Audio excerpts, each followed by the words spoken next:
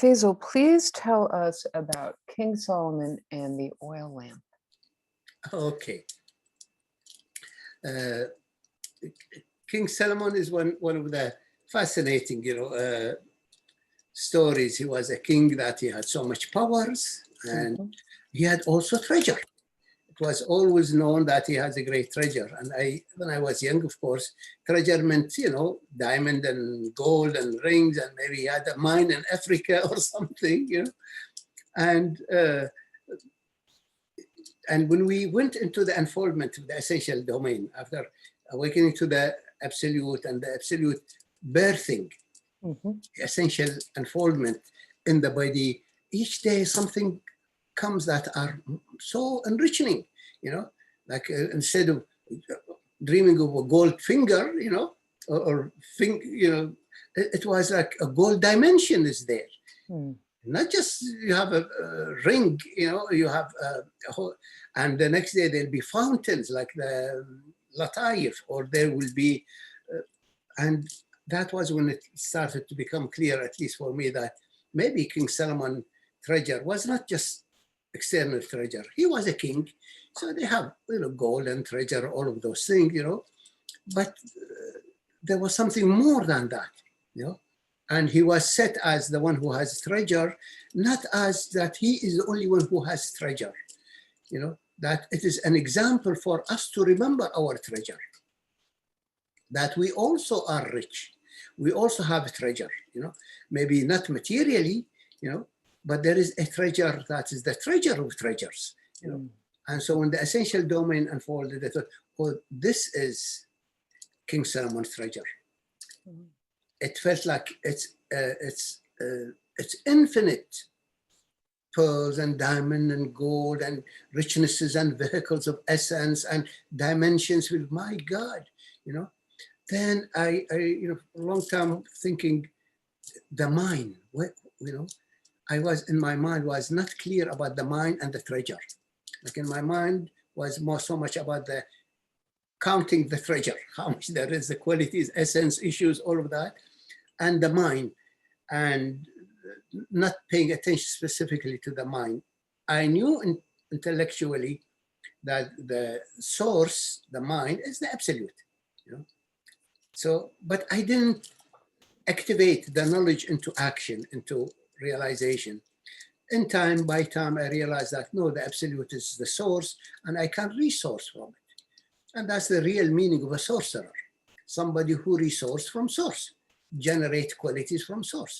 And if you know how to do that, you become a beneficial sorcerer. You become, a guide, you become a healer, And if the person inflicted with greed and powers and distortions, then they create from the source, from the field, but they create negativities and karma, and we've seen result of people in power, men of power, wars and greed and all of those things. And I remember about a month or 2 months ago, I was watching some of those new talents, I think, in what they call it, British Got Talent, Arabian Talent, I love those. I love them.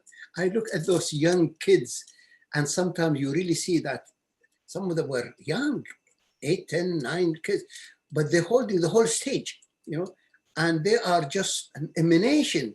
There's no way I could look at that child and think it's 8, 10 years old. It looks like an ancient soul that reincarnated, knows the scale of the music, and you get stunned by the richness and the beauty of it, And in one of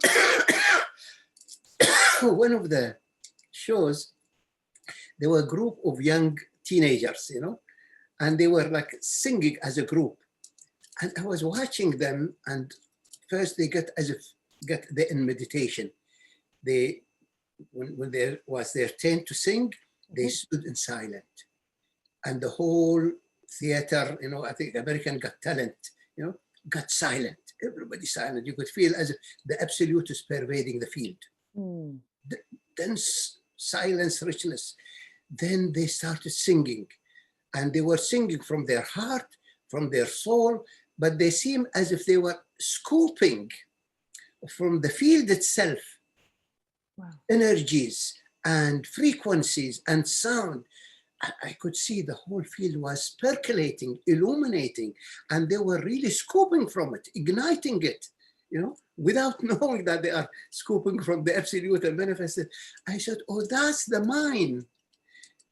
The absolute is the mind, and the treasure is the essential states. And of course, the treasure for me, the whole kingdom,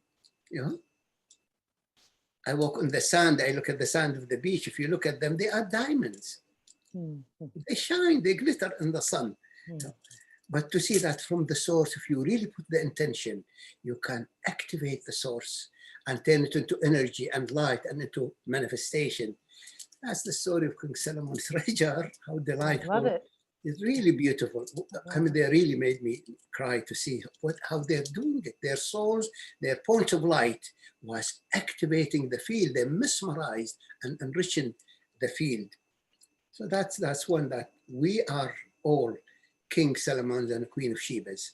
We all have the source. We have the mind, and we are the mind diggers. We can really generate from it abundantly. And sometimes it manifests materially, if it is needed. If I need whatever resources, material to do soul mission for this life, the universe will provide it. If not, I might end up in the Tibet in a cave, and I'm generating infinite richness for the essential domain of humanity. So money, material is just for the need of the locality. It's not for itself, but we lost, of course, what's real richness and the meaning of life. So this is one indication that we are all rich. The universe is, we just need to know how to resource, and that your resources come in alignment with your soul purpose, not with what we are told, be rich and be this and be that. If you need it, it'll come. Dalai Lama lives, I think, on $300 a month. He's worth probably billions of dollars. He lives on $300 a month. He doesn't want that. It's not really substantial to him. Substantial that he has 5 hours a day from 3 in the morning till 8 in the morning for himself. He meditates, he prays, he chants, he transforms, he walks. That's his treasure. Then he is King Solomon treasure in that. So that's one inspiration for seekers. Seek your treasure, be resourceful, but resource from source, and let it be in alignment, clean, meaningful, kosher, really kosher. So this is one. The oil lamp is a parable, is an image, a vision. Many people think, what are those different energies? We talk about energy, and we talk about Shakti and Kundalini and meridians and prana, and then they talk about Lataya, then talk about essence. So the closest I can get to in a parable is, imagine there is an oil lamp. In the old time, they used to have, bowl of glass and oil lamp, and they put oil, and there is a wick in it, and then they light up the top of the wick, and it creates a flame, right? This the old time. I remember I used to read on that, that we didn't have electricity when I was young in Kuwait, You did not have electricity in your home? No, there wasn't. Kuwait didn't have it when I was young. Then it came later on, but when I was 5, 6 years old, I tried to look at something, and at night we didn't have electricity. Okay. Yeah, well, Kuwait was very simple, humble village by the sea. And so I would think about what could exemplify this. The oil lamp. If you take this oil lamp, light up the flame corresponds to energy, heat, and light. And it is the level of chakras.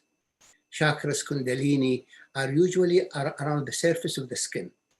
And when it is lit up, you have colors and light and frequencies and show, And it's the snake, it could be so enchanting. People can really get lost in the activation of the chakras. And in our work, at least for me, I didn't want to go into the chakras because it's huge system, huge amount of knowledge, and requires a lifetime to study it, you know.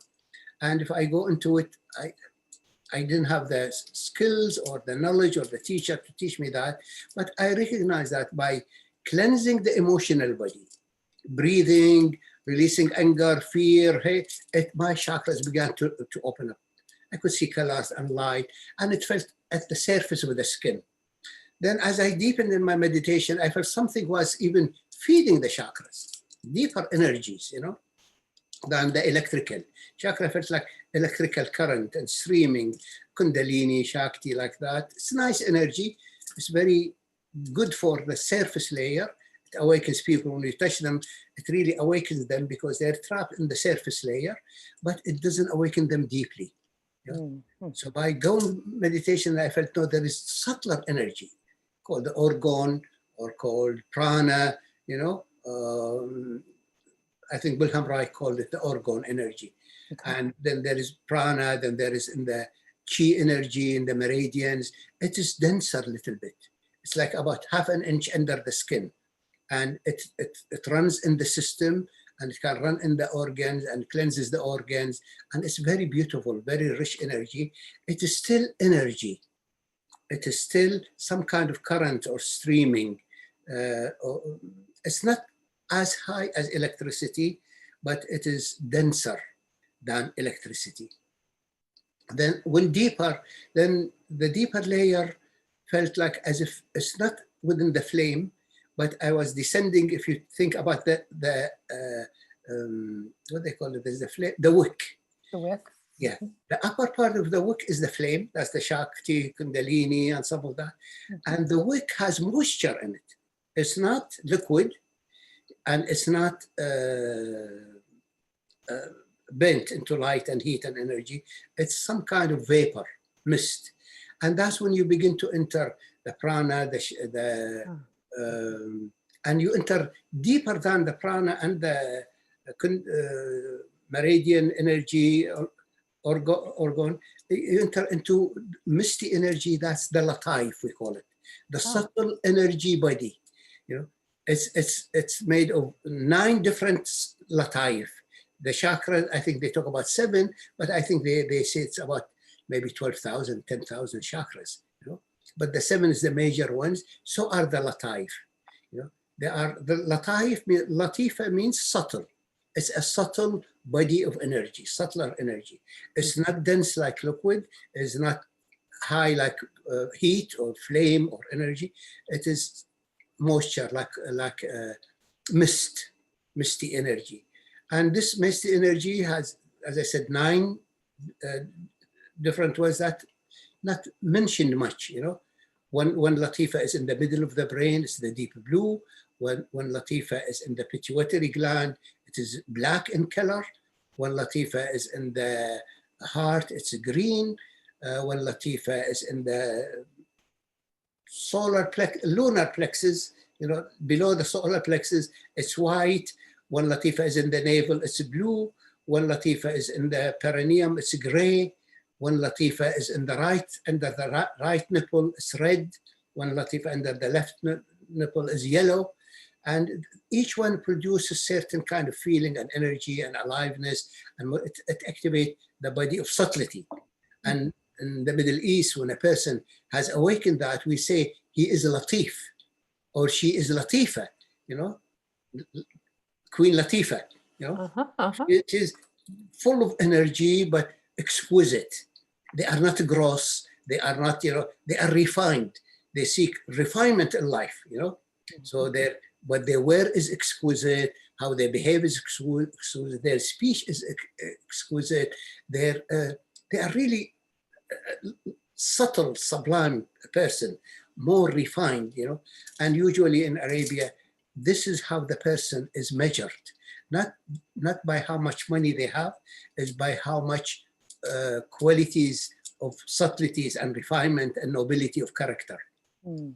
Now it is lost. The Arabia is lost, you know, now money and greed. But we grew up on how to be refined. And the lataif is the refinement of character. You refine character. Then under the lataif, there is more substances. And that's like the oil in the lamp. It's oil. Oil is rich, dense, and that's, for example, when you get to gold. Gold is liquid, gold is dense, rich. Pearliness is more dense essence.